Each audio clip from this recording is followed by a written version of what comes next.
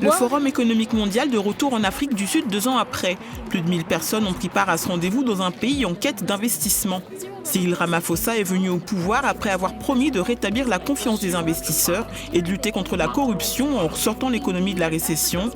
L'économie la plus développée d'Afrique a enregistré un taux de croissance de 3,1% au deuxième trimestre 2019, supérieur à la projection antérieure de 2,4%, mais il reste encore beaucoup à faire. La réalité, c'est que notre économie stagne en matière de croissance. Elle peine à relever les défis auxquels notre pays est actuellement confronté. Et l'économie crée de nouveaux emplois. Les emplois créés ne suffisent pas à faire baisser le taux global de chômage. L'Afrique considère la 4e révolution industrielle comme l'un des moyens à même de résoudre le chômage et l'Afrique du Sud élabore une stratégie pour en diriger la mise en œuvre. Pourtant, à l'échelle mondiale, l'une des principales préoccupations concernant la 4e révolution industrielle est la disparition d'emplois.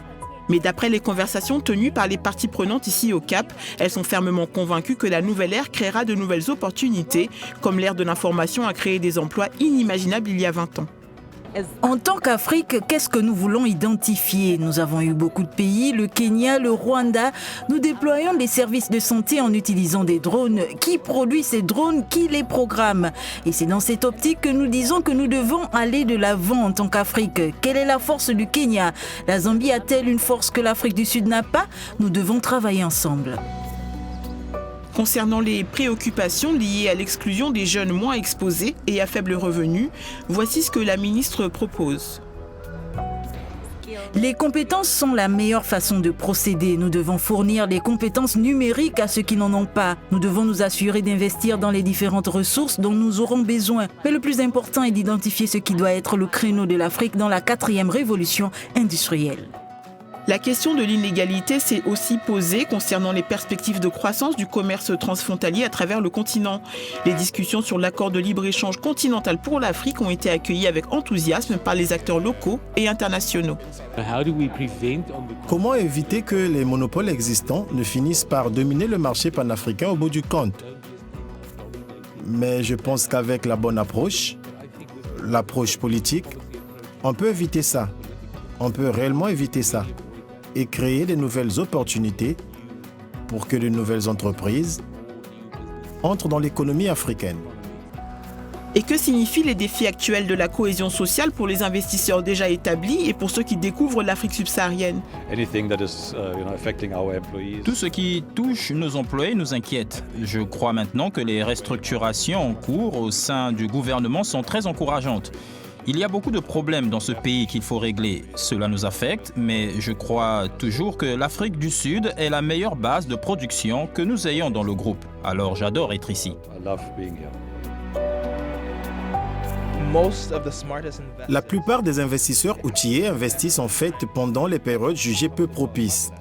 Donc je suis encore plus confiant, mais aussi stratégique sur la nuance. C'est à cause du climat actuel que nous devons investir stratégiquement car c'est le seul moyen pour moi de voir un avenir plus collaboratif. La nation arc-en-ciel jouit toujours de la préférence des investisseurs comparée à d'autres pays du continent. Son infrastructure de pointe et sa stabilité politique font sa différence. Nous sommes non seulement l'économie la plus diversifiée du continent, mais aussi, si vous regardez notre capacité d'innovation, notre profil technologique, nous facilitons aussi beaucoup de commerce. Par exemple, l'année dernière, nous avons mené une consultation auprès d'entreprises européennes basées en Afrique du Sud et nous avons constaté que 68% de toutes les entreprises européennes utilisent l'Afrique du Sud comme base. Et cela en fait une plaque tournante concernant leur liaison avec le reste du continent. L'investissement que nous avons lancé en Afrique du Sud spécifiquement pour la création d'emplois est en train d'incuber de petits partenaires et c'est également au-delà des frontières de l'Afrique du Sud. Nous avons un centre de pointe qui est aussi en partie un centre d'incubation au Kenya. Nous prévoyons d'en construire un au Nigeria. De facto, la solution devient l'approche d'un continent par opposition aux solutions qui ne sont disponibles que sur le marché pour lequel vous le développez. Les différents chefs d'État et personnalités qui ont participé au Forum économique mondial ont aussi appelé à une plus grande intégration en Afrique afin d'assurer un avenir économique autonome et stable.